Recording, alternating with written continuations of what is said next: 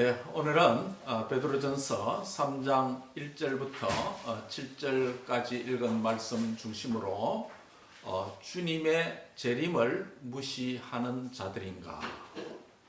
우리 자신들에게 한번 질문하는 그런 시간이 되었으면 좋겠습니다. 주의 재림을 무시하는 자들인가? 라는 제목으로 말씀을 상고하고 은혜를 받고자 합니다. 예수님께서 이 땅에 오셔서 제자들을 부르시고 사역을 하실 때에 주된 설교의 요지, 핵심 주제가 뭐라고 생각하십니까? 그것은 천국입니다. 하나님의 나라입니다. 그렇죠? 그래서 예수님께서는 많은 천국에 대한 비유의 말씀도 가르치시고 또 회개하라 천국이 가까웠느니라 라는 천국이 예수님 설교의 핵심 주제라는 메시지라는 것을 우리가 기억할 필요가 있습니다. 그런데 예수님의 그 천국은 예수님을 믿으면 하나님의 나라가 천국이 이미 여기에 이미 임하였다라고 하는 천국의 현재성, 그리고 천국이 이곳에 임하였다라고 하는 천국의 장소성, 이런 것들이 강조되었습니다.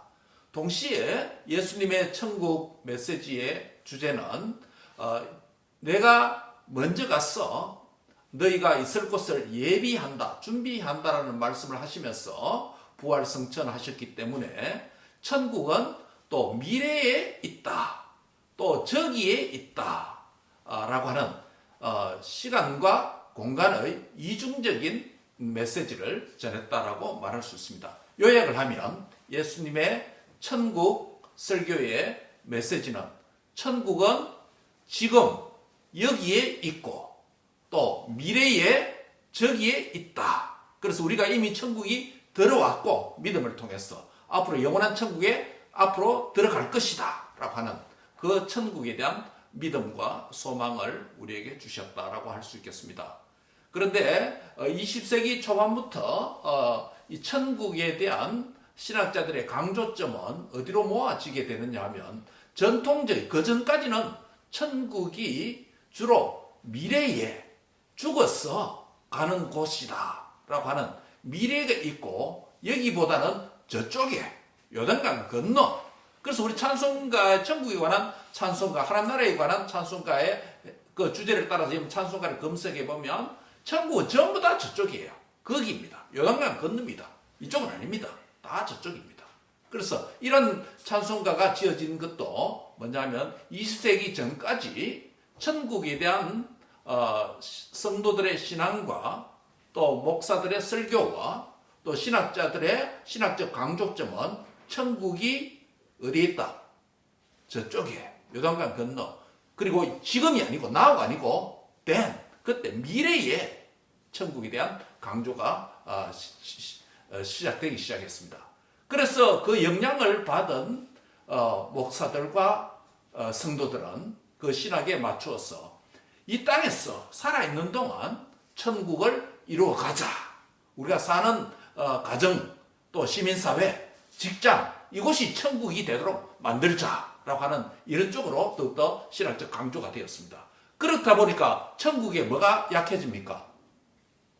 현재를 강조하다 보니까 미래의 천국이 약화됩니다. 그리고 지금 이곳의 천국을 강조하다 보니까 저쪽에 있는 요단강 건너 천국이 약화됩니다. 그렇죠? 예. 그렇게 예수님은 천국이 현재와 미래, 이곳과 저곳, 시간과 공간의 이중성을 다 강조했는데 그 주님을 믿는 천국관에 대한 강조가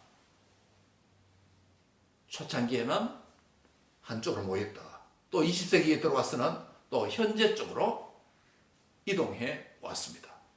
그러다 보니까 자연히 천국의 미래에 대한, 즉 오늘 재림에 관한 것인데 재림에 대한 신앙이 약화되는 그런 현상들이 교회 안에, 성도들의 신앙 안에 들어오게 되었습니다. 이것은 재림 신앙이 약화된, 천국 신앙이 약화된 신학적 측면이다라고 말할 수 있겠습니다. 이것은 신학자와 목회자의 책임이라면 성도의 측면에서, 성도의 실천적인 신앙의 측면에서 천국, 재림 신앙이 약화된 이유도 있습니다. 뭘 때문일까요? 과거에 고난과 결핍의 상황에 살아가던 시대보다 산업혁명 이후에 많은 생산과 부의 잉여와 나눔이 더욱더 풍성하다 보니까 물질 문명이 발달되어지고 또 의료 시설과 의료 기술과 테크놀로지가 발달됨으로 인해서 또 약물 의료 기술이 획기적으로 발달됨으로 인해서 이 땅에 살아가는 것이 너무 즐겁고 행복하고 편하다는 것이에요. 그러니까 이 땅에서 너무 부유한 또 평화로운 과거 고난의 시기 먹을 것 입을 것 없는 세대보다 너무 편하게 되었다는 거예요. 여러분 오늘날도 한번 보세요. 오늘 테크놀로지가 극도로 발달되고 있습니다. 지금 인간이 없어도 AI가 로봇이 생산 기능과 우리의 생활을 대체해줄 영역들이 점점 많아지고 있습니다. 인간의 고용도 이제 필요 없을 만큼 일터에도 로봇이 이제 많은 부분을 차지하고 있습니다. 이렇게 물질 문명이 풍요하게 되고 부유하게 되고 또 인간은 현실 삶에 이제 집중하고 남는 시간 쾌락과 즐거움과 자기 성취를 위해서 살아가다 보니까 미래 아무런 의미가 없어지는 것입니다. 주님의 재림에 대한 신앙이 자동적으로 약화됩니다. 천국에 갈 필요가 없을 정도로 안락하고 편한 시대가 된 것입니다. 이것은 재림신앙, 천국에 대한 신앙이 약화된 성도들의 측면에서 실천적 측면이라고 할 수 있겠습니다. 마지막 세 번째는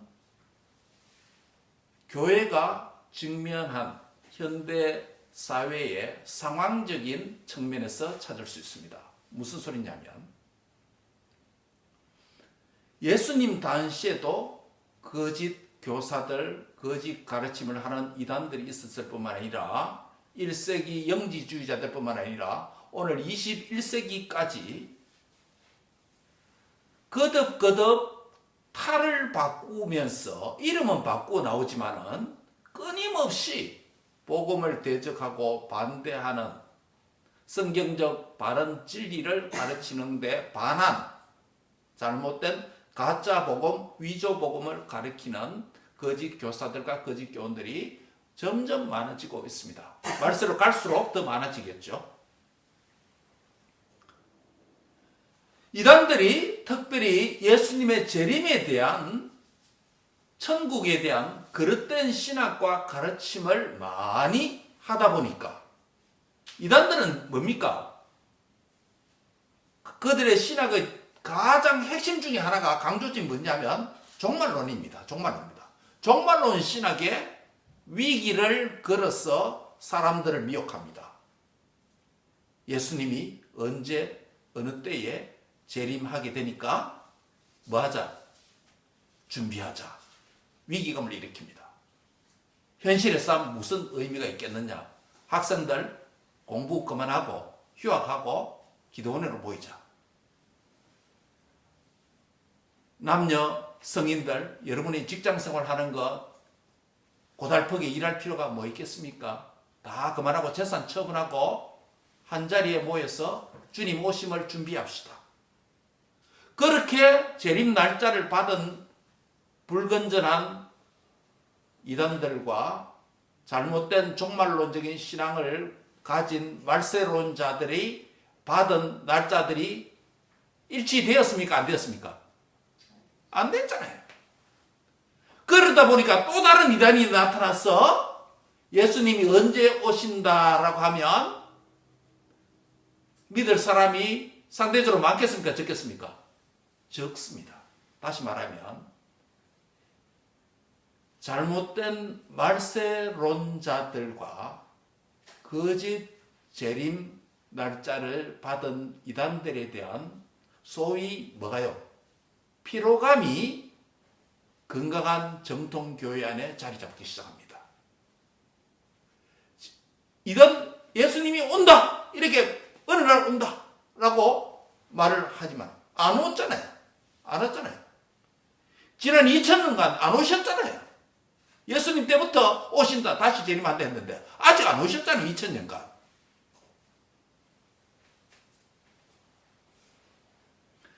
그러다 보니 시간도 지연되고 거짓 교사들의 거짓 예언도 부도가 나고, 그렇다 보니까 교회 안에는 종말에 대한, 주님의 재림에 대한 피로감이 누적되다 보니까 주님 안 오는 것 같다.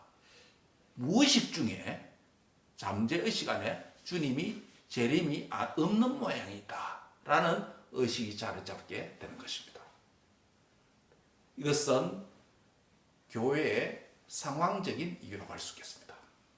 요약을 하면 주님의 재림에 대한 재림신앙이 건강한 정통교회 안에 약화된 세 가지 이유가 있다면, 하나는 신학적 이유입니다.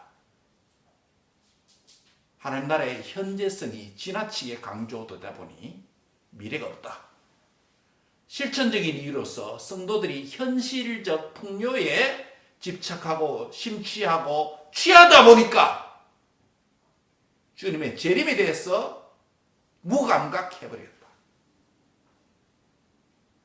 마지막 세 번째는 이단들의 거짓 교훈에 대한 그릇된 말세론자들에 대한 피로감이 누적되어서 또 종말이 지연되다 보니까 주님의 재림이 없는 것은 아닐까. 그렇다 보니 주님의 재림 신앙이 현대에 들어와서 점점점 약화되고 있다는 것입니다. 예수님 당시에도 있었고, 오늘 베드로 후서 말씀을 보니까 지금 우리 안에도 있습니다. 그래서 오늘 제목이 뭐라고요? 주님의 재림을 무시하는 자인가? 당신은 주님의 재림을 무시하는 신앙을 가지고 있습니까? 그렇다면 무엇 때문일까요?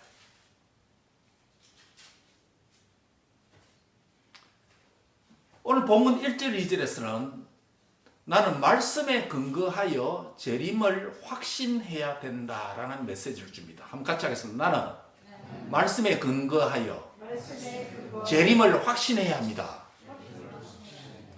1절 2절을 같이 한번 읽겠습니다. 시작. 사랑하는 자들아, 내가 이제 이 둘째 편지를 너희에게 써노니 이 두 편지로 너희의 진실한 마음을 일깨워 생각나게 하여 곧 거룩한 선지자들이 예언한 말씀과 주되신 구주께서 너희의 사도로 말미암아 명하신 것을 기억하게 하려 하노라. 이 무슨 말입니까? 오늘 사도 베드로는 베드로후서의 둘째 편지를 쓰면서 3장 1절에서 뭐라고 시작합니까? 사랑하는 자들아, 아가페이토이, 사랑받는 자들아, 사랑하는 자들아. 이 표현은 사도 베드로에게서 아주 독특한 표현입니다. 물론 다른 사도들도 이 표현을 쓰지 않는 것은 아닙니다. 데이터를 한번 확인해 볼까요? 신약 성경에 사랑하는 자들아라는 표현이 29번 나옵니다. 약 30번 나옵니다. 그런데 베드로는 베드로 전서에서 2번을 사용하고 베드로 후서에서 4회를 사용한다. 그 베드로는 전체 몇 번 사용합니까? 6번 사용합니다. 29회 가운데 6번을 사용했다. 신약 성경이 전체 몇 권입니까? 29권이에요. 그것도 베드로 전서가 짧은 서신서인데도 불구하고 6번을 썼다라는 말은 그가 이 단어에 대한 굉장한 중요한 significance, 의미를 가지고 쓰고 있다는 말이 됩니다. 왜 이렇게 많이 썼을까? 제가 이 말씀을 준비하면서 왜 사도 베드로가 사랑하는 자들아, 아가페이토이, 이 그냥 일반적 사랑이 아니고 하나님의 사랑을 말하는 아가페라는 사랑을 용어를 담아서 하나님의 사랑받는 자들아, 하나님의 사랑받는 자들아. 왜 이 표현을 썼을까?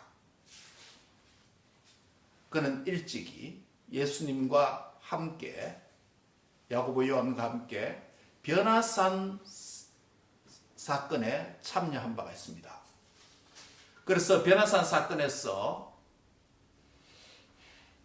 모세와 엘리야와 예수님이 서로 대화하는 장면을 보고 베드로는 생각하기를, 앞서간 모세도 위대한 선지자 엘리야도 우리가 따르는 이 선생님도 세 분이 함께 이야기하는 장면이 뭐와 같다? 마치 천국이죠. 앞서간 모세도 와 있고 성천하였던 엘리야도 와 있고 하니까 함께 대화하는 그다 보니까 그 영광스러움을 바라볼 때 베드로의 눈에는 천국입니다. 그래서 예수님, 여기 있는 것이 조사하니 우리가 여기에 초막셋을 짓고 여기 쌉시다. 하나는 예수님이 위해서, 하나는 엘리야를 위해서, 하나는 모세를 위해서. 너무 좋습니다. 세 분이 거기까지 우리는 보는 것에도 즐겁습니다. 너무 영광스럽습니다. 이 말이 하는 거 아닙니까? 그때 바로 하늘에서 음성이 들립니다. 누구의 음성이죠? 성부 하나님의 음성이 들렸습니다. 무슨 말씀입니까? 이는 내 사랑하는 자요, 내 기뻐하는 자라. 너희는 그의 말을 들으라.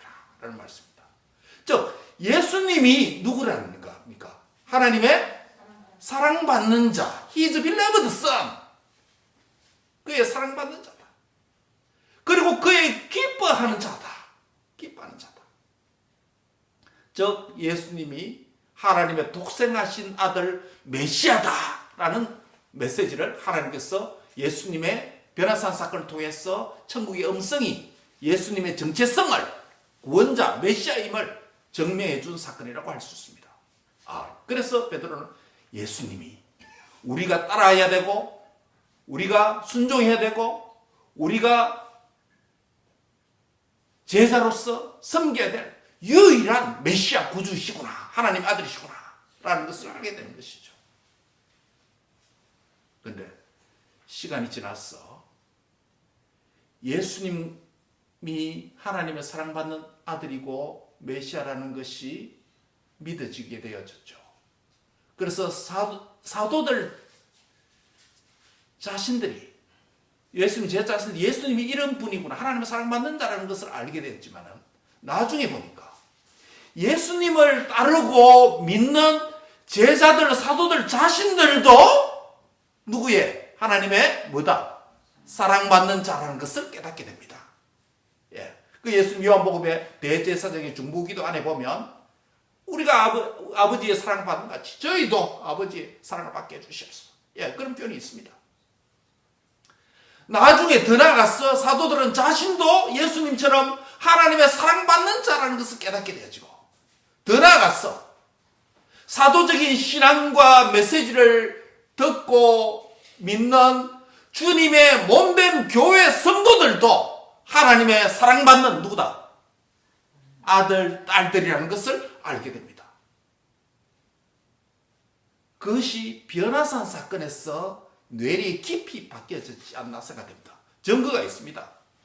베드로후서 1장 17절에 보면, 사실 베드로는 이 본문을 인용합니다. 베드로후서 1장 17절에 보면 이는 내 사랑하는 아들이요 내 기뻐하는 자라 라는 음성을 들었다 했습니다. 근데 이 소리가 언제 들었다고 18절에 말합니까? 1장 18절에 보면 이 소리는 우리가 그와 함께, 예수님과 함께 어디에 있을 때? 거룩한 산, 변화산 사건에서 하늘로부터 난 것을 들은 것이다 라고 증거를 대고 있습니다. 그렇게 이 말씀은 뭡니까? 변화산 사건에서 베드로의 뇌리 속에 콱 박힌, 잘 박힌 목까지 깊이 박혔어. 깊이 새겨진 겁니다. 그 말씀을 묵상하고 묵상해보니까 예수님이 하나님의 사랑받는 독생자 아들 맞구나. 그리고 그 예수님을 믿는 제자들 우리 또 하나님의 사랑받는 자녀가 맞구나. 우리뿐만 아니라 예수님과 사도적인 복음을 믿고 받아들이는 신약교회 성도들도 하나님의 사랑받는 자녀이구나. 사랑하는 성도 여러분, 이번 달에 우리 무슨 달이라고 정했죠? 사랑받는 달이 아니고 성령의 달이, 우리 싸울 때는 용기 내는 달. 왜 용기를 내야 됩니까? 야, 우리가 하나님의 사랑받는 자. His beloved son and daughter. His beloved children. 한 딸입니다. 나는 누가 뭐래도 하나님의 사랑받는 자입니다. 옆 사람에게 한번 고민합시다. 당신은 하나님의 사랑받는 자입니다. 그 말씀에 안 보세요. 사망이다, 생명도, 천사들이나 권세자들도, 현재 여러분 집중하는 일 있죠. 좋아하는 일들 있죠. 목매어 사는 일들 있죠. 현재 일도, 그리고 미래 진로에 대한 계획도 있죠. 미래 일도, 어떤 피조물도 우리가 하나님을 사랑하는 이 사랑에서 끊을 수 있다 없다? 없다는 거예요. 없다는 거예요. 그만큼 나는 하나님의 사랑받는 자녀라는 것입니다. 여러분 질병이 있기 때문에, 마음의 상처를 입었기 때문에 나는 마음의 상처를 잘 입는다. 나는 약해서 잘 마음이 상한다. 그렇게 해서 하나님의 사랑이 줄어드는 게 아니에요. 내가 물질이 좀 결핍하다고 해서, 관계가 좀 어렵다고 해서 하나님의 사랑이 줄어들다는 의미가 아니에요. 내가 기도하는 대로 인생이 잘 풀리지 않고, 내가 소망하는 대로, 뜻하는 대로 일이 잘 풀리지 않고 꼬이는 일이 많다 할지라도 내가 하나님의 사랑에서 결핍된 자가 아니에요. 온갖 현재 일이나 온갖 미래 일이나 알지 못하는 미래 일도, 심지어 하늘의 천사들도, 세상의 어떤 핍박자, 박해자, 권세자들도 하나님 우리를 이처럼 사랑하는 이 사랑에서 끊을 수 있다 없다? 끊을 수 없다는 거예요. 끊을 수 없다는 거예요. 우리 사순절 맞이해서 선교사님들과 함께 수요일, 금요일 선교 기도회를 하면서 선교 얘기를 들으면서 제가 이런 생각이 많이 듭니다. 몇 분이 그걸 나눠주셨잖아요. 페루의 선교사님은 물질과 정성과 생명을 다해서 지를 짜서 내주고 그들을 섬겼는데, 고구마 딱 빨아먹고 알맹이만 딱 빨아먹고 복음은 받아들이지 않고 거부하는 그 마음이 상해가지고 다시 처음 사랑으로 돌아가야 되겠다라는 그 기도를 했습니다. 지금 다 그렇잖아요. 우리 최순자를 끌고 다 그렇잖아요. 선교지마다 그래요. 많은 후원자들과 기도와 또 그분들의 선교사님들의 헌신과 수고로 인해서 자녀들의 교육도 포기하면서 선교지에 데려갔어. 그런 헌신적 삶을 사는데도 불구하고 나누어 주고 또 나누어 주고 또 베풀어 주었는데 알맹이만 탁 빼먹고. 일본에도 그렇잖아요. 한글 학교에서 한글 학교를 배우고 또 그분들 5명의 일본 아주머니 한국 여행 데려가는데 그거 가서 다 안내해주고 그 일을 다 했는데 복음이라도 한마디 딱 나오면 딱 끊어버린다 하잖아요.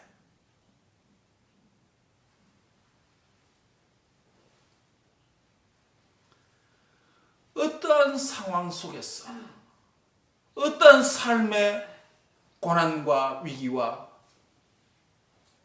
절망스러운 장애물이 우리 앞에 놓여있더라도 하나님이 저와 여러분을 사랑하는 그 사랑에서 끊을 수 없는 하나님의 위대한 사랑의 대상이라는 것을 확신하시기 바랍니다. 그래서 사도 베드로는 사랑하는 자들아, 이 그냥 한마디 그냥 시작하기 때문에 한마디 한 게 아니에요. 이 말의 의미가 그 생에서 경험한 표현이에요. 사랑하는 자들아, 너희가 이처럼 사랑받는 자들. 우리 자녀들 인생의 수고와 고난과 힘듦을 경험하고 있죠. 때로는 내 뜻대로 잘 안 풀릴 수도 있습니다. 내가 수고한 만큼 열매가 안 나타날 수도 있습니다.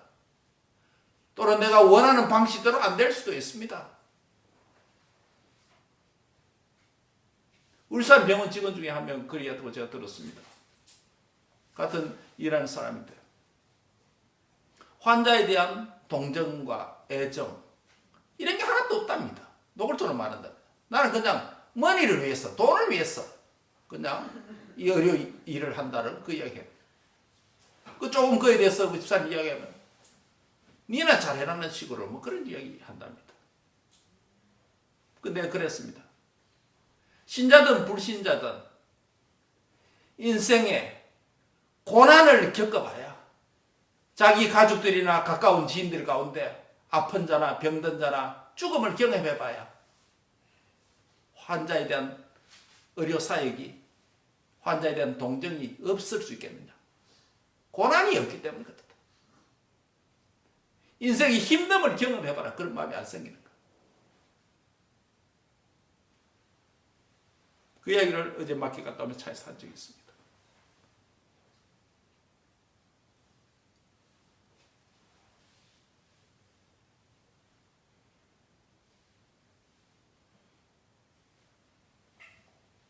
우리 군사님은 예기치 않게 또 사고로 또 몸과 마음이 불편한 한 주간을 보냈습니다. 이와 같이 우리가 예기치 못한 일들이 우리의 인생길에 우리가 젊은 자이나 많이 사는 인생이나 수많은 인생의 낯섦과 나의 삶과 나의 바람과 어울리지 않은 낯선 환경들이, 위기들이 우리 앞에 장애물로 많이 펼쳐지고 많이 직면할 때가 있습니다. 그때마다 여러분이 기억해야 할 것이 있습니다. 이 모든 시련과 역경과 고난으로 인하여서 하나님에 대한 사랑이 식었는가? 아니 하나님 자신의 사랑이 나를 향해서 좀 줄어들었는가? 결핍되었는가? 조금 더 줄어도 의심할 필요가 있어요? 없어요? 없습니다. 의심할 필요가 없습니다. 이는 내 사랑하는 자요 내 기뻐하는 자라. 이 음성이 우리 예수님에게 들려졌다면 예수님 안에 있는, 예수님을 믿는 모든 주의 성도들은 하나님의 사랑받는 자녀인 줄 믿습니다. 이 사실은 변할 수 없는 거예요. 세상 끝날까지 내가 너희와 항상 함께 있으리라. 임마누엘의 은혜로 남은 요셉, 주님과 함께 동행하며 그 사랑 안에서 살아가며 그 사랑을 기뻐하며 그 사랑을 깨달으면서 살아가는 은혜가 있기를 바랍니다. 그리고 그 사랑에 응답하고 화답하고 우리도 주님을 뜨겁게 사랑하는 자로 남은 요셉 살 수 있기를 바랍니다. 주님이 죽기까지 우리를 사랑하셨으며 우리도 죽기까지 주님을 따르고 사랑하는 그런 성도, 오리지널 성도, 복음적인 성도가 될 수 있기를 바랍니다. 이 사순절 다섯째 주를 맞이해서 사랑하는 자들아, 이 주의 음성을 생생한 보이스를 듣고 내가 비록 인생을 살아서 내가 아직 좀 어려서 복음을 알지 못하고 믿음이 좀 약하고 세상 돌아가는 물정도 잘 모르고 한다 할지라도 분명히 확인하고 알아야 될 게 있습니다. 하나님은 당신을 사랑하십니다. 하나님은 당신을 위해서 이 땅에 오셨습니다. 이는 내 사랑하는 아들이요 내 기뻐하는 자라. 주님께서 여러분을 사랑하시고 주님께서 여러분을 아들, 딸로 사랑하십니다. 아들, 딸로 사랑하십니다. 여러분을 기뻐하십니다. 이는 내 기뻐하는 자라. 하나님이 기뻐하는 자라는 거예요. 하나님의 눈에 넣어도 안 아프다는 거예요. 그런 자입니다. 여러분이 손자, 손녀를 보면 몇 분 계시지 않아요? 자식보다 뭐 손자가 더 기쁘다면서요. 맞습니까? 아멘. 우리는 아직 손자, 손녀, 아빠가 아직 모르겠습니다. 우리 주님의 사랑이 이와 같습니다. 이는 내 사랑하는 아들이요 내 기뻐하는 자라. 우리 주님께서 여러분을 보고 기뻐하신대요. 기뻐하신대요. 스가랴서 말씀 기억하십니까? 스가랴 3장에 있는 말씀. 내가 너로 인하여 뭐하고? 기뻐하고 잠잠히 사랑하느니라. 인생이 고달플 때가 있습니다. 수고해도 수고한 만큼 열매가 안 나타날 때도 있습니다. 또 내가 기도하는 대로 잘 안 될 때도 있습니다. 시간이 너무 걸릴 때도 있습니다. 나는 인생을 이런 꿈을 꾸었는데 이런 비전을 가졌는데 그대로 안 될 수도 있습니다. 그러나 여러분께서 어떤 상황 속에서, 모든 상황 속에서 잊지 말고 반드시 기억하고 영원히 생각해야 될 한 가지. 이는 내 사랑하는 아들이요, 내 기뻐하는 자라. 하나님이 이처럼 나를 사랑하신다. 내가 약할 때도, 우리 장모님 그러시더라고요. 치매에 걸려가지고 주님에 대한 신앙을 고백하지 못하고 잊어버리면 내가 천국 갈 수 있겠느냐, 그런 말씀을 한번 한 적이 있습니다. 그때부터 내가 우리 장모님 기억이 맞게 해달라고 늘 기도합니다. 그러면서 말씀드렸습니다. 예수님을 맑은 정신으로 나의 구주, 나의 하나님을 믿고 한평생 주를 위해 헌신하고 살아왔다면 인생의 후반기에 치매로 인해서 기억력이 상실된다 할지라도 내가 주님을 부인하는 것이 아닙니다. 주님께서 우리를 아십니다. 주님께서 아십니다. 사랑하는 여러분, 어떤 상황에 있어도 내 의식이 없어서 무의식의 영역에, 그 잠 속에 들어가고 꿈 속에 들어가는 무의식의 영역에 들어간다 할지라도, 심지어 코마 상태에 있다 할지라도, 이는 내 사랑하는 아들이요, 내 기뻐하는 자라. 주님의 사랑받는 자라는 사실이 바뀌고 변개되고 수정되고 약화될 수 없다는 사실을 확실히 믿으시기 바랍니다. 말씀을 맺습니다. 이거 한 단어로는 끝나겠네요. 이번 한 주간도 사순절 다섯째 주간을 보면서 우리 예수님 왜 이 땅에 오셨을까? 우리 예수님 왜 십자가를 지셨을까? 우리 예수님 왜 우리를 교회로 인도해 주셨을까? 우리 예수님 왜 교회에 와서 예배 드릴 수 있게 해주셨는가? 왜 나에게 믿음을 주셨는가? 나에게 믿음 있는가? 다시 오실 주님에 대한 재림신앙은 있는가? 살펴보는 시간이 되기를 바랍니다. 잊지 말아야 될 건 뭐라고요? 당신은 하나님의 사랑받는 자녀입니다. He is beloved son. He is beloved daughter. 이 사실을 굳게 붙잡고 용기 내어서 살아가시기 바랍니다. 특히 4월달에 종려주일과 부활주일을 맞이해서 주님의 십자가의 죽음은 패배가 아닙니다. 우울함이 아닙니다. 멜랑콜리가 아니에요. 승리입니다. 우리를 위해서 베푸신 사랑입니다.